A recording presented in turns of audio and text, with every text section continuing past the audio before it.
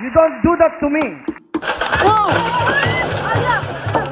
Masyado raw ambisyosa si Leni Robredo. At dahil solid ang suporta nyo sa Di Umano TV, narito na ang pinaka-inaabangan nyong Most Awkward Moments in Philippine Television, Part 4. Taong 2018 nang makuhaan sa video ang pagbigay ng footbridge na ito na nagsisilbing daan papunta sa isang housing project sa Zamboanga City para sa mga residenteng apektado noon ng Zamboanga Siege.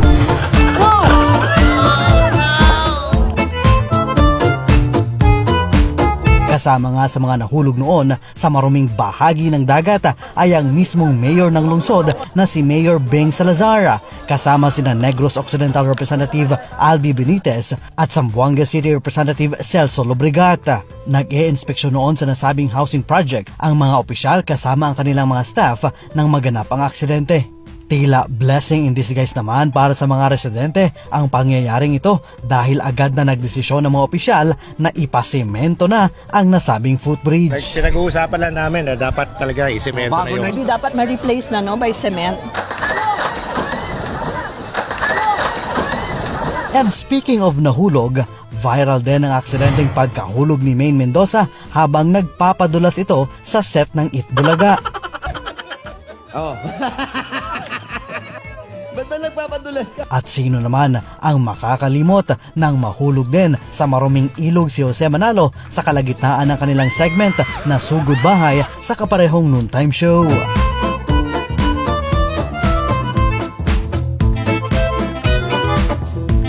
Bago tayo magpatuloy, huwag kalimutang mag-subscribe sa Di Umano TV. Oh my God! Hindi clean up ba yan? Natatandaan niyo pa ba ang viral na cleanup drive ng dating alkalde ng Maynila na si Mayor Joseph Estrada? Imbis kasi na tumulong na maglinis sa Manila Bay, nagtapon pa ito ng basura na kanya namang pupulutin ulit habang siya ay kinukunan ng larawan ng mga miyembro ng media na kanyang inimbitahan.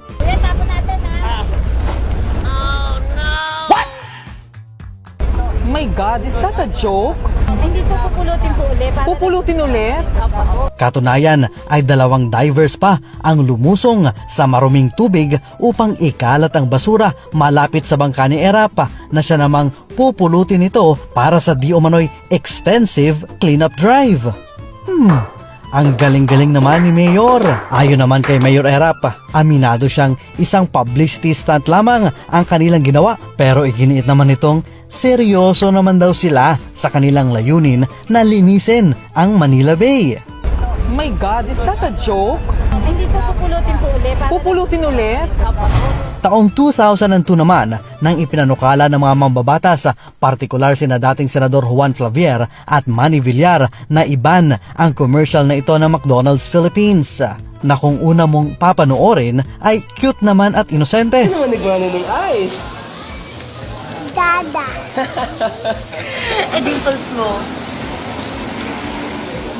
Dada.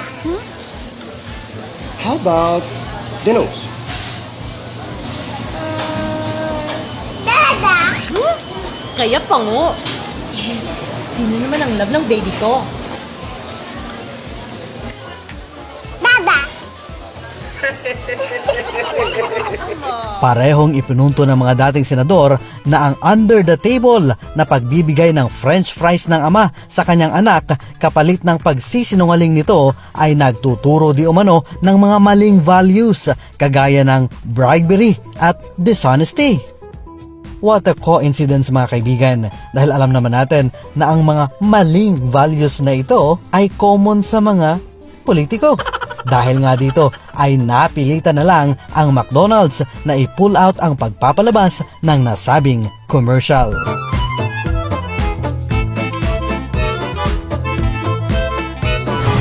Pasok rin sa ating listahan ang ilan sa mga awkward interviews ng veteranong broadcaster na si Mike Enriquez. Una na nga dyan ang tila sarkastikong pagtatanong noon ni Mike kay Vice President Leni Robredo sa kanyang programa sa DZBB hinggil sa pagiging ambisyosa di umano nito. Ma'am, isa po sa mga paratang sa inyo ng mga katunggali nyo sa politika, masyado raw kayo ambisyosa? Masyado raw ambisyosa si Leni Robredo. Kasi yung paratang sa atin, gusto natin magpangulo. Ang number one daw na papel ng Vice Presidente ay hintayin matigok ang Presidente para maging Presidente. Talagang parating magkakaroon ng paratang na ganyan. Kasi mahirap kung tingnan natin kung ano yung specific na functions ng Vice President. Ang nakalagay talaga, dapat prepared siya to lead should something happen to the President. Kaya parating suspect na meron kang ganitong pagnanasa, pero kung sino man nakakakilala sa akin, alam na hindi to totoo. Ganon. Hindi totoo. Hindi totoo. Ano gusto niyo maging? Ako, ang gusto ko na lang, pabiluhin sana tayo sa paggawa ng trabaho ngayon. Ganon.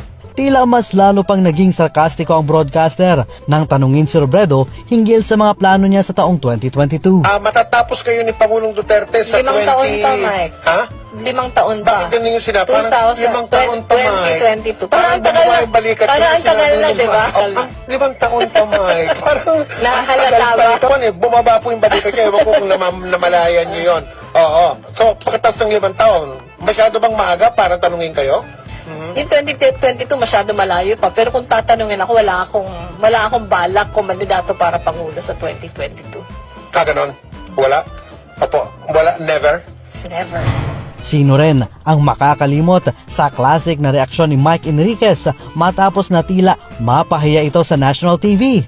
Paano ba naman? Seryosong-seryoso ito sa pagtatanong noon kay Eric Quizon hinggil sa sitwasyon ng kalusugan ng yumaong comedy king na si Dolphy. Pero ang ending, kabilang istasyon pala ang naririnig nito. Eric, si Mike ito, Mike Enriquez ito, Eric. Meron bang sinabing doktor na number of hours na dapat tayo magbantay para makita natin kung ano mangyayari sa kondisyon ni Mang Dolphy, Eric? Meron bang critical number of hours? 12 hours, 24 oras mula ngayon, or 48 Yes, oras Corina. na? Napanood ko nga yun yung episode na yun na tinatanong mo sana. Yun na nga yung pinag-uusapan namin magkakapatid. No? Para Pati si Senador Laila de Lima ay hindi rin nakaligtas sa mga pasimpleng tirada ni Mike. Senadora, anong plano nyo ngayong pinalayas kayo bilang chairman ng Senate Committee on Justice and Human Rights? Naku, ang ganda ng pagkakasabi nyo, pinalayas ako sa pagka-chairman. And speaking of awkward interview, aba ngayong 2020, sino nga ba ang makakalimot dito? Kasi sabi nga may convict 19. Ano po? May virus baga yung tawag doon? Taong 2008 naman, nang makuna ng kamera ang di umano'y pagtataray at pagwawala ng dating Presidente Gloria Macapagal Arroyo bago ang taping ng kanyang pahayag para sa telebisyon hinggil sa patraidor na pag-atake ng MILF. Where is the prompter? Tatawagin ko, ma'am.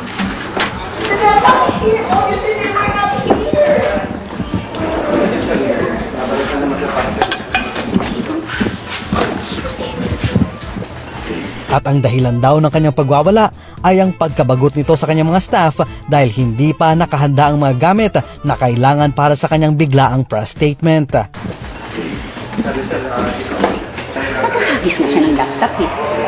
Pero hindi pa natatapos dito ang lahat dahil pagbalik nito sa studio, wala pa rin ang teleprompter na hinahanap nito na dahilan ng kanyang muling pag-walkout. Where's the studio prompter? Let me go when it is. Where is it? Where is it now? Anytime mag-edit, ma'am. Wait. Pero prompter daw, nandito siya. Sino naman ang mag-aakala na ang isa sa pinaka-nirerespetong journalist sa bansa ay susungal-ngalin ng pagkain ng isang tendero sa bansang Turkey? I hate you. You love me? Uy, sana all. Usap-usapan din noon ang tila paninermo ni Willie Revillame ng live sa TV sa mga co-host nito na sina Ethel Buba at Ate Gay sa show nila noon sa TV5 na Wawa Willie. Pinagalitan ko si Ethel saka si Ate Gay. Hindi sila professional. Sinigawan ko sila para malaman nyo. Nagalit sila dahil hindi sila nasa costume. Itong lahat ng ito biruan lang. Ito para pasayahin kayo. Nag-ugat umano ang paninermo ni Willie matapos na magalit daw si Ethel at Ate Gay nang matalo sa costume sa segment na mini konsyerto kung saan naglaban-laban ang mga co-host ng programa. Isinumbat pa noon ni Willie ang mga naitulong niya sa dalawang komedyante. You don't do that to me. Dahil ako, binibigyan ko kayo ng pagkakataon sa buhay. Ethel, galing ka sa baba, inaangat kita. Ganyan ang gagawin mo sa akin, mag-isip ka. Ate Gay, binibigyan kita ng break. Okay? Magkaroon kayo ng utang na loob. Alam niyo sa dressing room? Sabi sa akin, ba't mo ako ginaganon? Ako ang producer ng show, Ethel. Isip ka, ako nagpapasweldo sa'yo. Magrespeto ka. You don't do that to me. Pagpasok ko doon, sisigaw-sigawan niyo ako doon. Sino kayo? Mag-isip kayo. Mag-isip kayo dahil ako ang nagpapasweldo sa inyo. At hindi niyo dapat ginagawa yan sa taong nagbibigay ng magandang buhay sa inyo.